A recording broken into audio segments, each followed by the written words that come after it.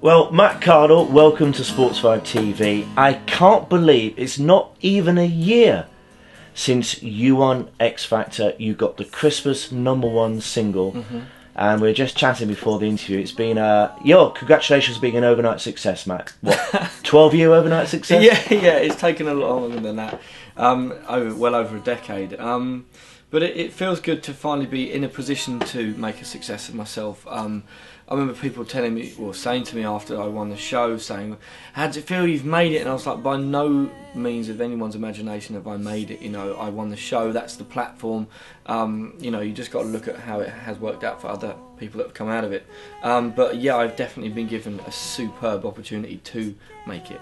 Well, tell us about your year. I mean, you released your album. I think it got to #2 in the album charts. Yeah. That's not too shabby, is it, for starters? Absolutely not. And it was just underneath Noel Gallagher, and he's an absolute hero of mine, bit of a legend. So you're very grandly allowing him to be above you in the charts. Yeah, no, I mean, Ultimate Steps was around at the same time, and if they'd gotten the #1, I may have been a little bit upset about that. That would have been a tragedy. Yeah, it would have been. See what I did there? But no, it was Noel, and I was chuffed about it. You know, just to be in the charts with Noel Gallagher and next to each other at 1 and 2 was just incredible. But the year's been amazing. I mean, you did a tour as well, didn't you? Yeah, we did the X Factor tour that rolled on from March to February. It started February, March, April. That was 58 shows we did, and that was pretty intense. There was we had 2 every Saturday and 2 every Sunday with meet and greets, and it was such an amazing time. And then straight off of that into the writing and writing the album, and I've co-written it with some great people. Fantastic. So yes, you've got a second album coming out. You've got a single as well. What's it called? The single is out on the 5th of December. It's called Starlight. And you're happy with it? Really happy. It's the first one to come from the album that's mine, that I've written with people. The first track, the first single, sorry, was penned by Gary Barlow, and I was honoured to be. He's done not too badly either, has he? No, he's been alright so far, you know. But no, it's nice of him to think of me when he had the song, and I thought it was a great song, and it was a great way to bridge the show and the album. Now tell us about the journey, Matt, because you've held down more jobs than most people, and you've done a bit of everything, like milkman, postman, paversman, decorator. I mean, loads of different jobs, and at the same time, gigging all over the place at fairly small time gigs, I guess. Yeah, we've done hundreds and hundreds of gigs. I mean, I've done them on my own, with my mate Ali, and with my bands. You know, we'd come all the way to. We spent about 1.5 years, 2 years with Darwin, my penultimate band before the show, travelling down to London in the back of Richard's van. I mean, there was not enough room for me. It was a Volkswagen Caddy, and I was in the back with all the gear, literally propping it up all the way down the M11. And rock and roll, huh? Absolutely, and we'd come all the way down, and there would be the sound man and the other band, and we'd do our sound check often, and the other band would leave, and the sound man would be like, "Right, you're on in 15 minutes," and there's just no one there. But I think it's it's what you need to do to appreciate it the way I do now. Well, I was going to say that. I mean, it could have happened, I don't know, like say One Direction or something, could have happened instantly. But do you think, in a sense, the fact that you're older and mature, a little bit more mellow, perhaps, you appreciate what you've done and perhaps want to hold on to it longer as a result? Yeah, absolutely. I mean, I've been, like I said, it's been over 2/3 of my life, nearly, or 2/3 of my life that's been spent trying to get into this position. And that's the freakiest thing about being in this position. It's like when you've wanted something your entire life and someone goes, "There you go," and you're like, "Oh."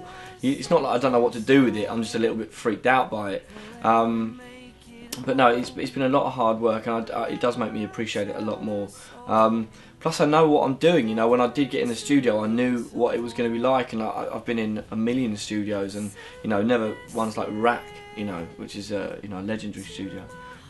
But I felt at home there, and I feel at home on stage, be it a small gig. I mean, I'm sure if some of the acts that it's happened overnight when they're very young, if they then do a gig with the worst sound in the entire world, they'd be really foxed by it. But I mean, I've done gigs where I couldn't hear myself, let alone anything else, And in fact, you were telling me as well that you're in a heavy metal band at one point. You're in sort of like into Nirvana. You pretty much explored every music before you got to where you have today. Yeah, that's a good point. I mean, it does take a long time to figure out who you really are as an artist, and sometimes you get success before you figure out, and then you find out that 3 albums down the line, that's where you were at, and then you don't like your first album because that wasn't really you.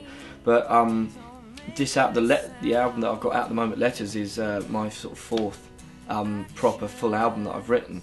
And if you listen to the one previous, it's not a far cry from that. I mean, it's had other influences. Obviously, been writing with Biff Stannard and Seaton and Ash and Egg White and the Nexus and James Walsh from Star Sailor. So there's some amazing influences in there as well. But it's on the same track that I was going on before. Now listen, here you are, right? You've got your mug of tea. Okay, we're having a nice chat about, you know, it could be anywhere, it could be in my front room, we're not, but it could be.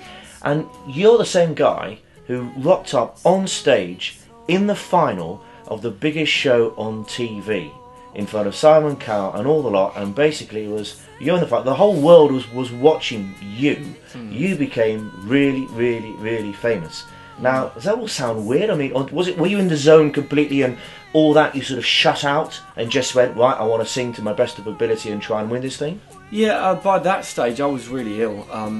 You know, I had laryngitis and bronchitis and every other itis. I literally had itis from the throat to the lung. Right. I was in a bad way, and we hadn't really seen any of normal life for 10 weeks. I mean, I remember on weeks, I think 4 or 5, went to the Harry Potter premiere, and I was walking up the steps to go to the toilet, and a girl saw me, and she could have only been about 14. As I came up the stairs, she went like that, and I thought, have I got a nosebleed, or is there something on my face, like, am I on fire or something? But that was just the reaction that I got from her seeing me, and before we hadn't seen. You're in a bubble, if you like. Yeah, absolutely. And as soon as we got let out and people screaming, I was like, this is strange, but because it's not my music. And now, you know, if people stop me in the street and they've got my album, they want to say congratulations on that. That's what, you know, means the most to me. Sure. And you've got, when nothing else happens in life, you had a Christmas #1. I know. And that's like the biggest #1 you could possibly have. I know. I mean, I say it to a few people. There's only 70 artists or so in that Christmas #1 club, and I'm in there. I know it's Biffy's song, but it's my vocals. Oh, yeah, you performed it, my friend, didn't you? Now, if things had been different, you could not have been the X Factor winner. You could have been Britain's version of Tony Hawk. And I don't mean the comedian, I mean the skateboarder. Am I right? Yeah, I mean, I was desperately trying as well. I mean, I picked up a skateboard when I was sort of 14, 15, and it kind of, as well as music, just took over my life completely, and it ruined college for me. Not that I was doing anything at college anyway, apart from getting up to no good, but you know, it just completely took over my life the same way music did. But the thing about skateboarding it was manageable with music, because I do the music in the evening, or when I wasn't skating I'd be writing or doing a gig, and then as soon as the sun was out or the roads were dry, I'd be out there skating or in the park, and then so skating during the day, music in the evening. It was a, you know, perfect life for me at the time. Sounds perfect. Yeah, do you still do it?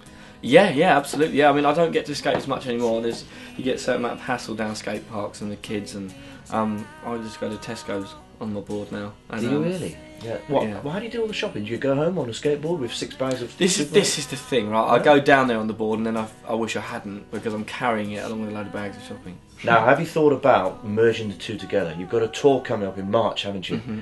In 2012, all over the country. So why don't you make your? It's up to you. Just an idea. Make your entrance on a board. Maybe do a couple of songs on a board. This is the thing. If you come on stage and you sing a bum note in front of a load of people, it's kind of recoverable. If you come on stage and hit a crack in the staging or hit a stone and you fall on your face, it's so embarrassing. It's like, my brother's a semi-professional boxer, and I always feel for him when, you know, he's had 10 fights nearly, he's won 6 of them, but he's lost a couple of times, and he gets all of his mates down.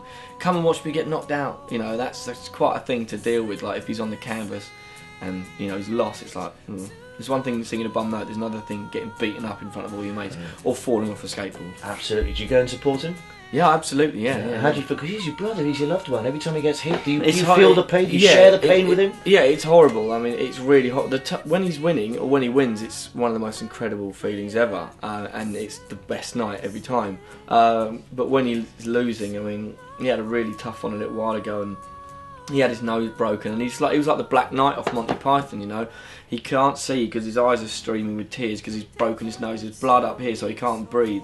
And he's still wandering towards a guy. And I was screaming for him to sit down. I was like, just sit down, mate. You've had enough. And he's going, and this guy's like, get away from me, you bloody mess. Do you know what I mean? Oh dear. Well, okay. So your brother chose boxing. You chose being X Factor winner, Christmas #1. Yeah, I think you've probably made the right choice there. Listen, Matt, all the very best for next year. Many, many congratulations on everything you've achieved so far. And I say so far because it's not over, is it? Not yet. In fact, you've only just started. I've only just begun.